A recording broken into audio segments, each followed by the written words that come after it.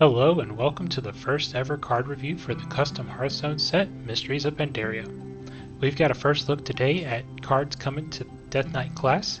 This will be their first set after a rotation, so they will be losing access to several new notable minions. Nerubian Vizier, School Teacher, or Astler would be a few.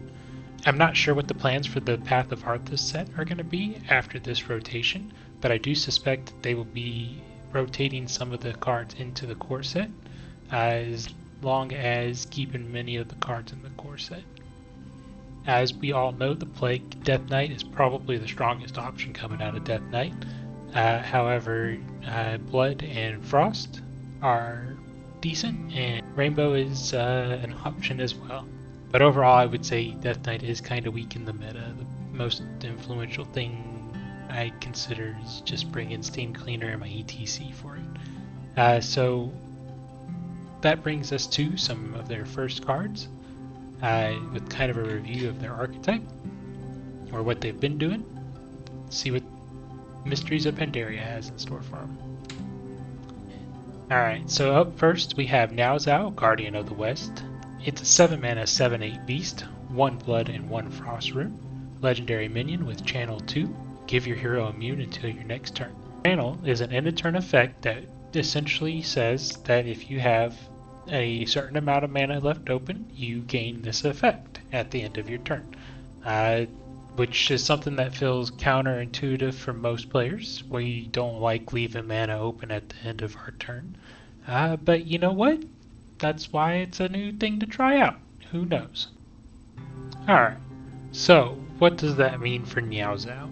For Niao Zhao, I play him on turn 7, you get a 7-mana 7/8. That's not super special in my opinion. But play him on turn 8 with a coin, or 9 just as is, leave 2 mana open, and you're immune your next turn.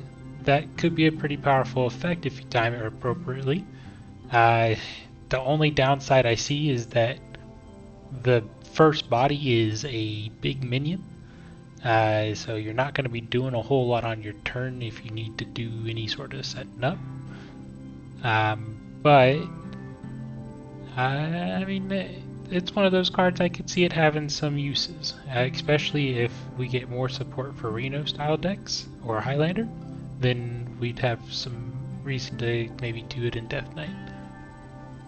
Alright, next up we have Temple of the Black Ox. Temple of the Black Ox is a 3-mana, 1 blood rune, 1 durability location with give a minion Reborn and Divine Shield. Channel 1, give all friendly minions plus 2 health. Huh. Okay, so because the location's going to sit around and you don't technically have to use it, you left 1 mana open every turn. That's give all minions plus 2 health. That's not bad. And then I presume you save the use of the location for a death rattle or maybe a taunt minion to save your life. Overall, I'd say that's a pretty considerable option. Okay, and our next card we have here is Splatter. Splatter is a 3-mana spell, 2 blood runes. It says deal 5 damage to a minion, spend 3 corpses to also damage its neighbors. Alright, so it's taking the cleave effects, putting it on a spell, making it blood, so it's going to be good for removal options. Good control thing. You can see this being pretty useful. Up against an aggro kind of class or something along those lines, you can easily clear some minions. One downside I can see happening here is just they play a 6-mana minion, or a 6 health minion. You'd much rather have Asphyxiate or something along Obliterate like that. But otherwise, I'm pretty happy with what Splatter's bringing to the table. Alright, up next we have Induce Fear. Induce Fear is a 3-mana double frost rune spell.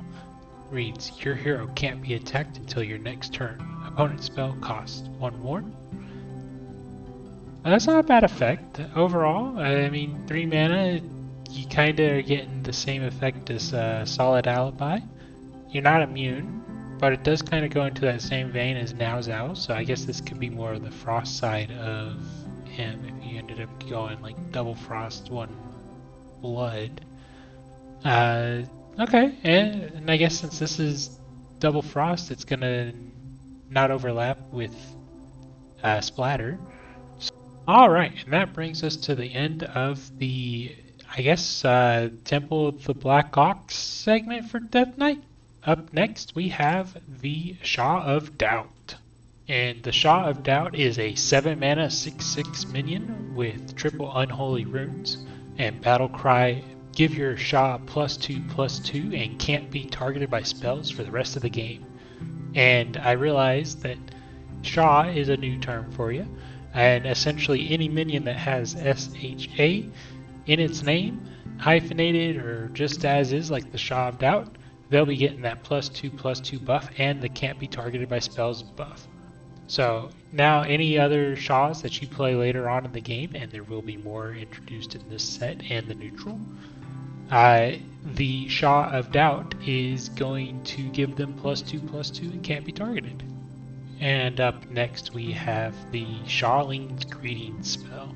It's a 3 mana double unholy runes, and it reads: summon 2/2/2 Shawlings, give your Shaw a rush and +1 attack for the rest of the game. So that's actually pretty strong.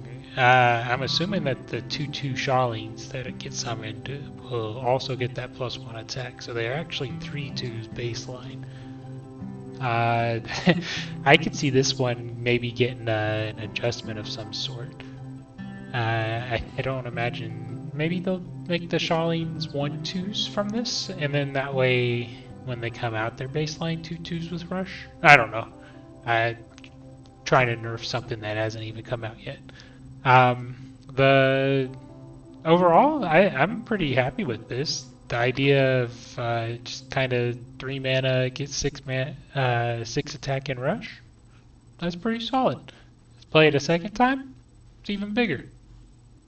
And up next we have Shawlings of Doubt. Shawlings of Doubt is a 4 mana 4/3 creature with Taunt and Death Rattle. Summon 2/2/2 Shawlings, give them Taunt. So, okay. 4/3 is a little understated, but you get two bodies that are going to get bigger. This gets bigger if you have any of the... If for some reason you're playing this after the Shaw of Doubt, then he comes out as a 6/5 and summons 2 4/4s. After Shawling's Greetings, they'd be 3/2s with Taunt. I don't see any reason not to run this if you're going to be running Shaws. You might even consider this outside of Shaw. This is kind of like that Yemjar Deathbringer minion they have with the 3 mana 4/3 Death Rattle. If you have 3 corpses, summon a 3/3 copy. I don't know. This is a little bit less contingent on having corpses, but I mean, turn 4, that's pretty doable. Alrighty, and up next we have Shandemonium. Shandemonium is a 2 mana, 2 unholy spell with the text: add 2/2/2 Shaw with random bonus effects to your hand. Give all future Shaw +1 health. So this feels kind of like the inverse of Shawling's Greetings. Instead of summoning them to the board, it puts them in your hand. Instead of giving an attack, it gives them health. It does give bonus effects, and those could be useful. Maybe you get Wind Fury or Stealth and you want to hold them for a later turn. That might be an option for you. Overall, this one does feel like a pack filler common card though. Nothing too special. Does Shaw stuff. I see it making it into any Shaw deck and probably nothing else. Up next we have Striped Melon. Striped Melon is going to be the first card we see for a set of cards they're introducing. They're all going to be 1 mana, 1 durability locations, and they're all going to be vegetation. For Death Knight though, they have the Striped Melon, and that gives your hero +1 health. Upgrades each turn. So the longer you sit there and grow your vegetables and allow them to get bigger and bigger, the more powerful your end effect is going to be. Death Knight saves this for 5-6 turns. That's plus 6-7 health for 1 mana and a board space. That doesn't sound bad to me at all. I'm actually pretty excited about this. Could you imagine the dream of opening hand, you get 2 striped melons and you just turn 1, turn 2, 30 turns later you're like, I think I need 60 health. Oh, that sounds like a good time. But overall, oh, actually, this doesn't have any runes on it, so this is good for all 3 specifications. I'm pretty up on striped melon. I hope the other vegetables are on the same level as this. And just in case you're unaware, upgrades each turn. It's going to increment at the end of your turn, so you're pretty much going to start your next turn with plus 2 health if you want it. And with that, we come to our last card for Death Knight in the Mysteries of Pandaria set, and that is Vengeful Purpopes. Vengeful Purpopes is a 3 mana 3/3 no runes beast with Death Rattle. Destroy a random enemy minion with less attack than this minion. We've seen similar effects like this on other minions in the past. I don't think we've had one as cheap for 3 mana 3/3, especially in a class that likes to buff both on board and in hand. But I'm also thinking back to other minions. We've had the Stampeding Kodo, which was a battle cry deal 2, or destroy a minion with 2 or less attack. This is Death Rattle, so it's slower. Opponent might be able to work around it. But it feels like a pretty solid option. It's still removal against any kind of aggro-based deck. I think this is going to be pretty good option. And with that, that brings us to the end of the Death Knight review. They have several different options that are going to be brought into standard form.